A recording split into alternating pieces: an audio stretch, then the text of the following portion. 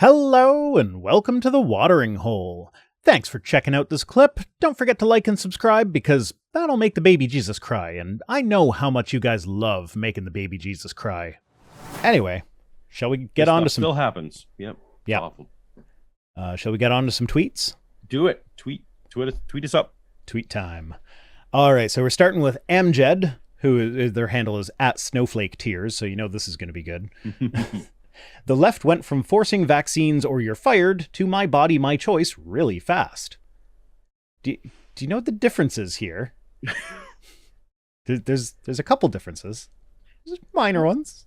Just minor ones. Like, you know, for instance, vaccines being like, it's like, they've been a requirement for certain jobs for ages. This is just another one. Same thing for schools. I've mentioned this a million times on the channel before. My son, when we transitioned from homeschooling to putting them in the public school system, my son almost got suspended from school because they were missing a record of one of his vaccines. Now, it was one that he had already had, but for some reason, like, that checkbox just didn't get checked off in the paperwork or whatever. But like, we got a note home from the school being like, you have a week to show us that he's had this vaccine or he's suspended. And this was pre-COVID. These are just normal vaccines.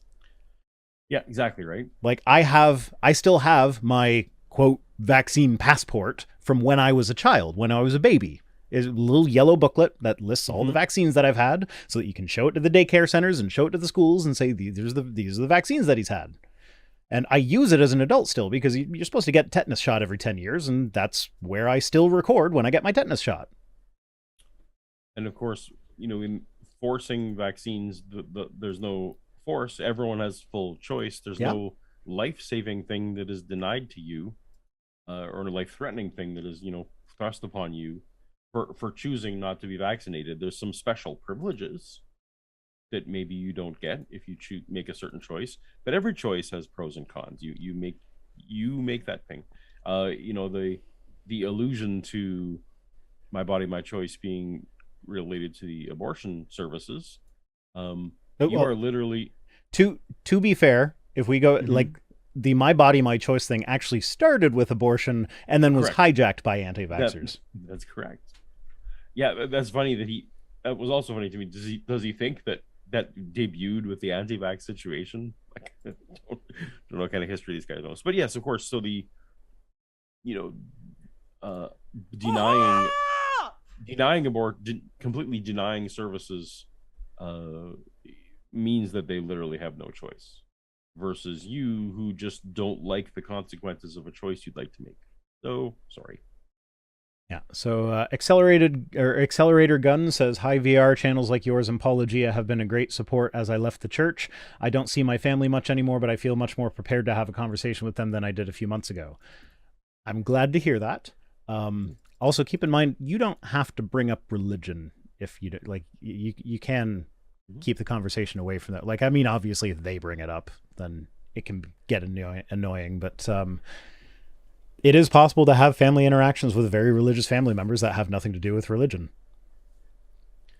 You're also allowed to, if it gets to a certain point, you're also allowed to set ground rules or boundaries for any relationship is a good thing. And if there's certain things that you're not comfortable talking about with certain people, and if they don't respect that, well, then that's the relationship breaking. Again, they're making a choice at that point. Yeah. So.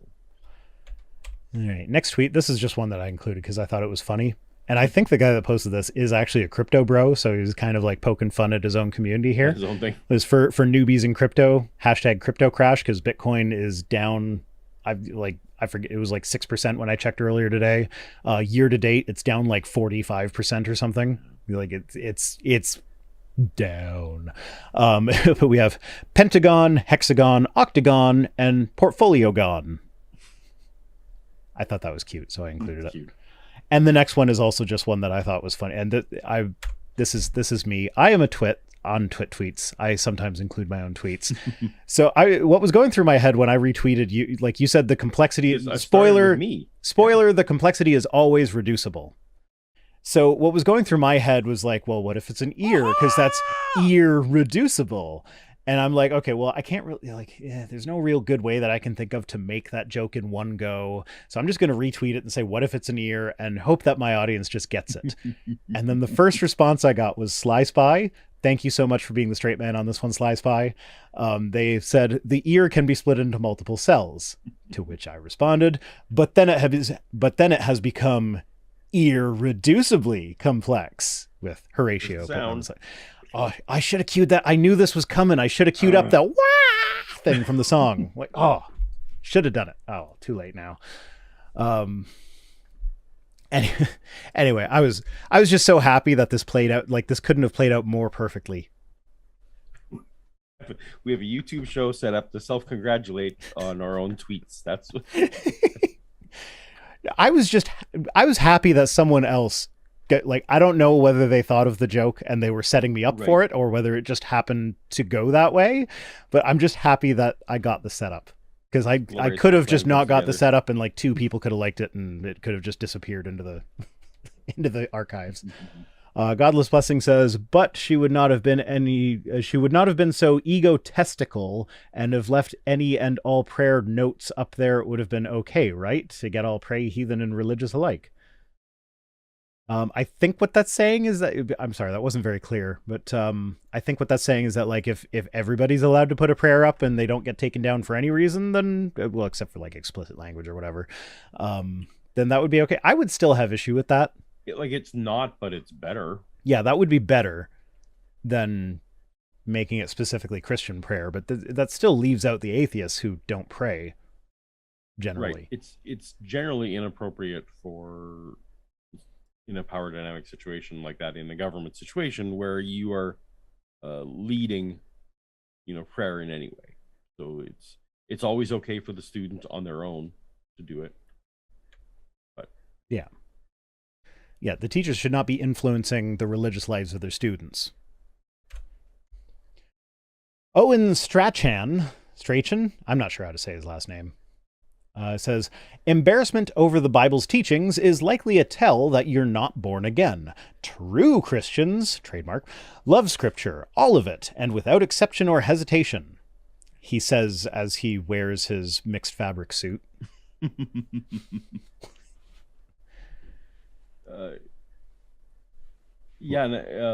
So I'm assuming this is, they do not like Christians are starting to lose track of atheists and starting to be angry at progressive Christians more and more, that their own camp.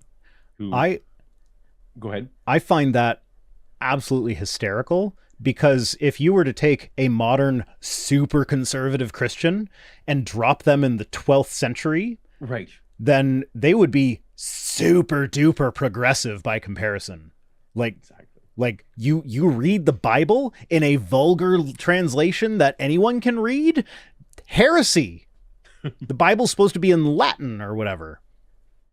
Exactly. No, they so the progressive Christians, are willing to say things like, maybe some of it is metaphor. Yeah. Like that far out on a limb. Can't have that. Well, and I mean, this is where I always love to bring up Ezekiel 23:20. And there she lusted after her lovers, whose members were like those of donkeys and emissions were like that of a horse. Or I might have had those backwards, but something like along those lines. See, but you do love that particular scripture without hesitation or exception. Or embarrassment. So I'm a true Christian. You are closer to a true Christian. That's right. Yeah, well, that's actually I love it when the JWs come knocking on my door, because like they'll use a normal Bible as well. Like the Mormons have the Book of Mormon, but the JWs have their normal Bible, and that's when I like to always open it up to like 1 Samuel 15. Be like, so when God said to kill all the babies, like that was him being good? And they like universally every time that's happened, they've never even been aware that verse exists. Yeah, that's generally. And I don't. They don't come to my house anymore. The kind of Christian Owen is talking about doesn't read all the Bible. They like the Gospels. They like some of the stuff that tells women what to do in the epistles. Yeah, and not much else. They don't like the Revelation. Yeah, they like some of it. Some of the more apocalyptic minded ones will pick and choose things from Revelation that they like the stories. Yeah. But how many of them have read all the minor prophets, like Habakkuk or Habakkuk, exactly. However you say it? It was like not very few. That dude doubted God. And God's reaction to that was like, you think things are bad now? Just wait till I do what I'm planning on doing. Or, do they love Ruth that doesn't even like mention God? Do they? Or Job, where the moral of the story is God's a dick. I mean, that's not actually, that's what I get out of it. Well, that's an interpretation. I know if we do an exegetical analysis of the text and we try and get into the headspace of the authors, there's a lot of cultural depth and beauty that can be learned from these texts. But the way the creationists and the biblical, like the conservative Christians and the right-wing evangelicals, the way they read the Bible, is all of that is lost. Like, I agree that it is a culturally significant book that does contain a lot of useful information, a lot of beautiful examples of previous culture, but they lose it because they insist on, like, no, the Genesis story is literal, even when the authors probably didn't think it was literal. Otherwise, they wouldn't have maybe not the authors, but the editors who smashed the two creation stories together would not have done that if they thought it needed to be taken literally. Like, there's just way too much that, like, how could anyone have put those two things together and not notice the contradictions there? Yeah, it's not good. All right, Godless Blessing says, thanks, oops, sorry, atheists, and I is one. I think that is because that was the same person that was saying that would it have been okay to let everybody put something up on the prayer wall. Gotcha. All right, next we got Marco Rubio, who says, I have mixed feelings about this one. So he says, trying to intimidate Supreme Court justices is a crime, and Democrat leaders and their leftist cheer squads are encouraging the mob. First, no, it's not a crime because the Supreme Court upheld in the 90s that protesting outside of abortion providers' homes was protected by the First Amendment. Exactly. I want to look that one up. Madsen versus Women's Health Center. June 30th, 1994. So according to Supreme Court precedent, it's not illegal to protest at someone's personal home, private home. Well, and it was specifically about people providing abortion services. And this would be one of those like rules for thee but not for me sort of thing. Right. And then I also understand that this is a very urgent issue that might require some more drastic measures than something that's not quite as urgent. So like I get the desire, like, because ordinarily I would say, no, don't protest at someone's home. That's just not necessary. But like, this is such an important issue that I'm not prepared to make that statement. I'm not prepared to say that I'm okay with it, but I'm also not okay with it. We're in an interesting scenario that hasn't happened before, where the law is still technically can be influenced at this point. Still, like this is a relatively unprecedented situation where the time criticalness is because we know that in June these things will be solidified. So it's like if you want to write your name in a cement, you got to do it before the cement hardens. So this is coming to that time. Yeah, so it's very urgent. It needs to be dealt with ASAP, and like you got to put pressure on the people that are in government to do that. And like, how else are we going to do that right now? There is if they're doing this if they're doing it in September, well, maybe chill out a bit. But I don't know. That's still before the midterms. Oh, I suppose. I guess there's always something. Yeah. There is a delicious irony though with them like erecting security barriers around the court to keep the protesters away. Meanwhile, they ruled that protesters are allowed right up to the doors of the abortion clinics. Right. It's like, come on. Do you not see the contrast there? Like, I don't know. They don't care about being hypocritical anymore. So one of the things I also did, just out of interest, I got down that rabbit hole, was actually looked up what the Canadian laws for this are. We have buffer zones, and Canada has buffer zones. Now every province has their own buffer zone, but the buffer zones do apply not only to the clinics, but in most provinces it also applies to the homes of the people who work at the clinics, that there's automatically, or can be applied for, buffer zones at their homes. So good job, Canada. Yeah. Yeah. All right. At least if our Santa Claus Supreme Court gets people protesting in front of their houses, there's actual there isn't precedent saying that they should be there. That's right. Yeah. Kevin Sorbo says, you got 4 shots in a year, never stopped wearing your mask, followed the guidelines to a T, and still got sick. But it's my fault. Makes sense. I didn't get sick. COVID went through my house and it missed me. Right. Almost like masks and vaccines work, because we masked up. We're all vaxxed. I mean, to be fair, like, they're kids. One of them probably sneezed in my mouth at some point while they had COVID, so I'm sure the vaccine was doing more than the masks at that point. There's so many misnomers that I just wish you could just shake them and just, can you correct this one thing? Like, no one said that vaccines were bulletproof, 100% effective. Like, just no one said that. It's like getting in a car accident with or without a seatbelt. Yeah, you might die with the seatbelt on, but doesn't mean you don't wear one. Living it better. Yeah. Yeah. Silver Harlow says, watching 2 Canadians discuss SCOTUS, still somehow okay with it because they're saner than we are. We also dress our SCOTUS up like Santa Claus. Just do Google image search right now for Canadian Supreme Court, and they're in Santa outfits. There's no other way to say it. It's Santa outfits. We also don't give them lifetime appointments. No. I understand the reasoning behind that, but I think at this point it's like, no, just ditch it. It's doing more harm than good. Like, the reasoning is like the idea is, if they're going to make a decision that's unpopular, like the one they are about to make, having a bunch of people protesting them, like, they don't have to worry about their career after they're done at the SCOTUS. Right. So like they're not going to worry about job prospects, so they're not going to change their mind because it's not popular. They're going to, like, the idea is they're going to be able to stick to what the Constitution says and, like, stick with precedent and stuff like that, even if it's not popular. That doesn't seem to be working now because they're overturning precedent without really good reason for this.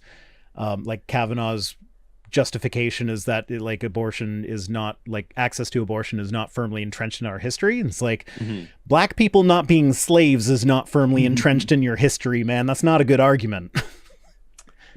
Anyway, I wanted to avoid abortion today because you and I can't fix the Supreme Court, unfortunately. So no, and yeah, and like I said, I was trying to avoid abortion mostly tonight. You brought this on yourself. I did, yeah. And now we get to the cake analogy. I'm sorry. I wanted to avoid, but I saw this and everybody was commenting on it. And the more I think about it, the more I'm like, that's actually a good analogy. Like, when you take away the problematic element of comparing women to an oven. Well, you should read it first so that everyone... Yeah. So step 1, mix ingredients to make cake, knowing this is how you make cake. Step 2, put cake in oven. Step 3, throw it away because I don't want cake and it's not cake unless it's fully cooked. Makes sense. The more I think about this, like I said, if you, like, remove the problematic element of the women or the cooking machines, or we're comparing them to ovens, like, just ignore that for a second. The more I think about it, the more this actually makes sense. Because if I'm making a cake in my home, if I mix all the ingredients and then I decide I don't want a cake, I'm free to throw them out. The government cannot regulate me throwing them out. Now, actually in Ontario, you can actually be fined for throwing food scraps in the garbage. You're supposed to throw it in the organics bins. Oh, yeah, there you go. The garbage men don't go through your garbage to see it, but in theory, you can be fined for it. You can. Because we have organics recycling, so why would you not just put it in the organics bin? And then you get free compost at the end of the year. Yeah, so aside from that, the government has no say in whether or not I have to cook the cake or whether I can throw it out. If I want to turn the oven off halfway through it being baked, nobody has any say in that but me. If I accidentally mix the ingredients into an explosive mixture that when it's heated to the temperature that the cake gets, it will blow up and destroy the oven, like, that's an analogy for an ectopic pregnancy or similar problems like that, just to lay it out and make sure I'm being absolutely clear about this.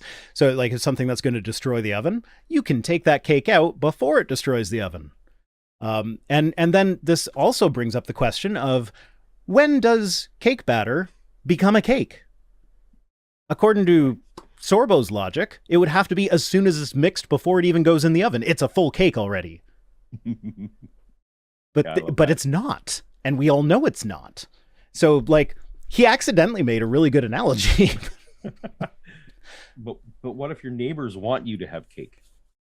They can bake their own cake. No, shouldn't they be able to force you to complete your cake? Yeah, I need to finish my cake so that they can adopt the cake from me. Like, no, like, it's just, I don't know how he missed it. It's like, I retweeted this like 3 times, and each time it was like, I'm thinking of new thoughts on it. It's like, no, this actually gets better as I think about it. So he's got several screenplays just all lined up, ready to go. Yeah. 30, I believe the number was.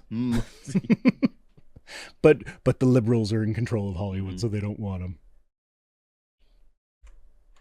Okay, wouldn't be a Twit Tweets without a Frank Turek. And he's quoting Tim Keller, so we get a twofer.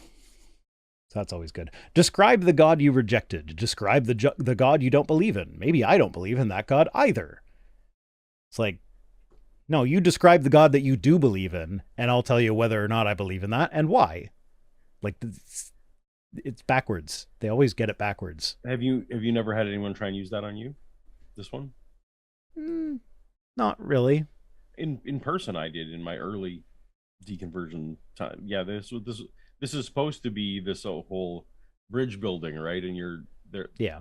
The idea is that, oh, we're gonna commiserate with you and decide that the ugly God you think is God. I also don't believe in that. It's yeah.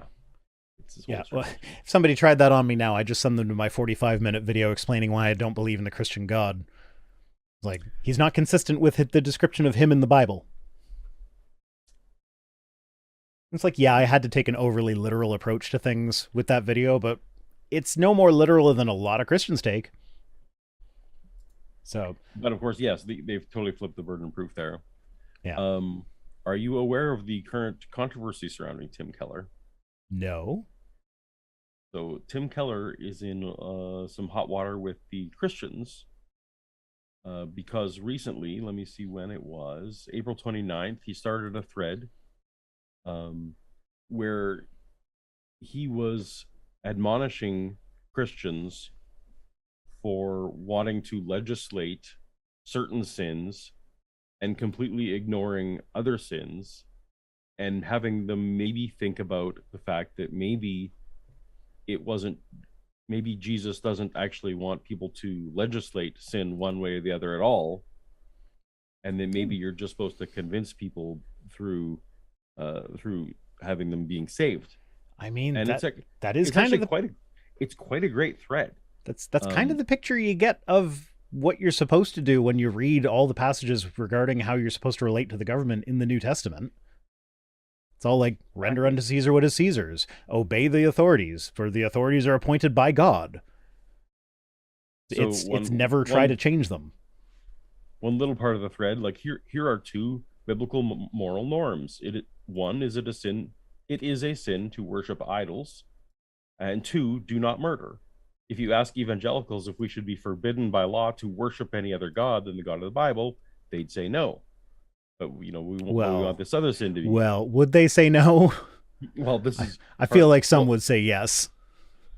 So, weirdly, I just noticed today, strangely, that a bunch of people were complaining about Tim Keller, so I had to go find out exactly what it was, assuming it was like some kind of, financial or sex scandal or something, because that, as it so often is, what you often find. No, it turns out he just thought maybe people should be in the center of a certain position, and he's just getting roasted. So Tim Keller did a good thing, and he's being eaten alive by his own team for it. Correct. Yeah.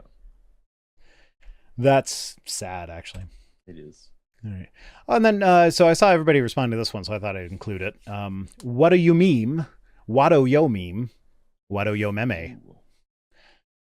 So it's a fun name to say wrong several times, much like Pelagia. Much like mine. I actually meant to introduce you by saying the name wrong, but I just said it. Oops. I tried to make it a joke, now but I forgot. You can't go into my clip compilation. I'm just going to edit the audio and like Pelagia. That's right.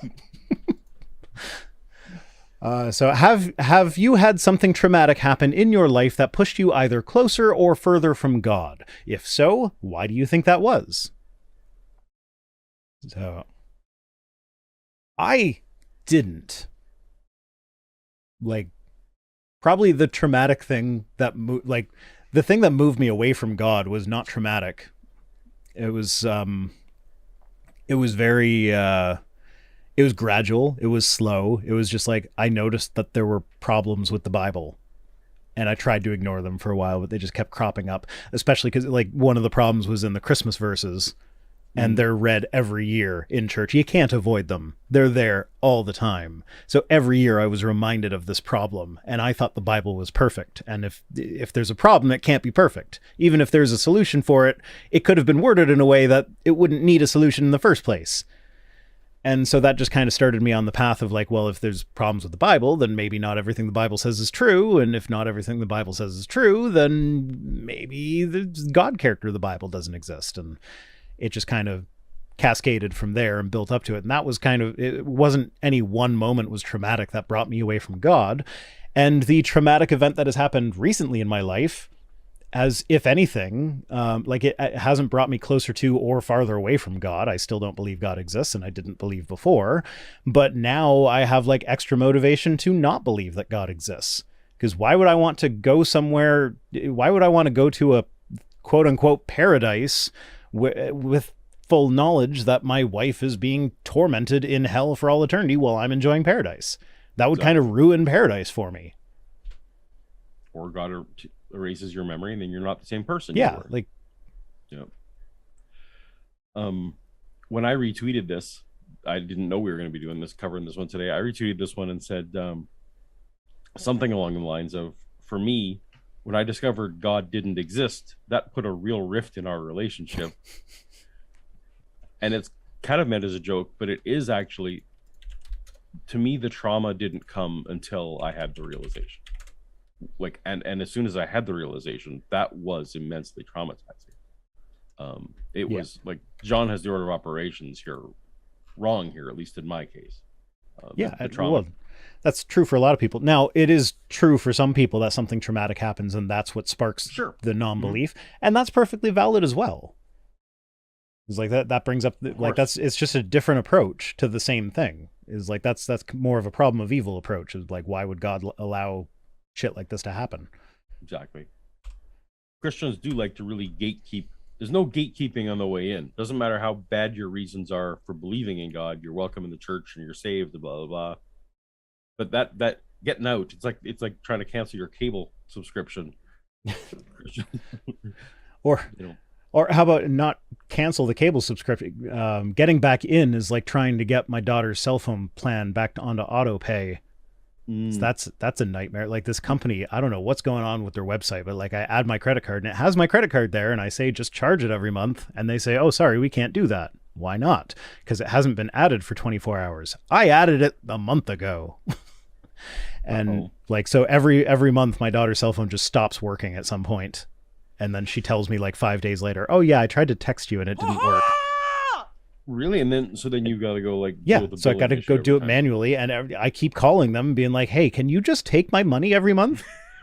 And they're like, yeah, sure, we can do that, and we'll even waive the fee, because they're one of the companies that like if you change it online it's free, but if you change it with the phone call they charge you $5. And they're like, oh yeah, and we'll waive that $5 fee because clearly you had an issue with online. And then next month the same thing happens, and it's like, just fucking take my money. All right. Silver Harlow says the party objecting to letting women disconnect from their parasites is the same party that's okay with forced sterilization. Is there a forced sterilization thing? I'm pretty sure that's been one of the responses to the abortion thing is like, well, maybe instead of abortions, we should just like give all boys a vasectomy before they reach puberty and then just reverse it when they can show that they're ready to have kids. I'm not. And I've heard worse ideas than that. Yeah, like obviously that's a horrible idea, and that's the point. You're supposed to see that, say like, no, why would you do that? And like, well, why would you force a woman to give birth to someone that she doesn't want? Like, it could, and like, they say it, like it's pro-life, but could you imagine being a baby growing up in a household where you were not wanted? Right? Like, that's horrible. That's trauma. Every baby should be a wanted baby. Exactly. Anyway, I have to get going. All right. So we're going to end it here. We're going to end here? Yeah. Now, last time when I hit the end credits thing, I guess like the hard drive that my end credits were on was like spun down. So it took a minute to ramp up. So there was a bit of a glitch last time. And I had the glitch at the beginning of the stream this time where I started the countdown and then went live in the middle of the countdown, and then started the countdown over. So hopefully that glitch makes up for this glitch and it'll just work. So thanks for joining me tonight. Thank you, Paul, for joining me. His link is in the description if you want to go check out Paul's channel. If somehow you don't know about it already, go subscribe to The Watering Hole to see this live stream again, but in pieces. Eventually the live streams are going to move over there, but I need more of you to subscribe and actually watch shit over there before I can do that. Anyway, good night. Night.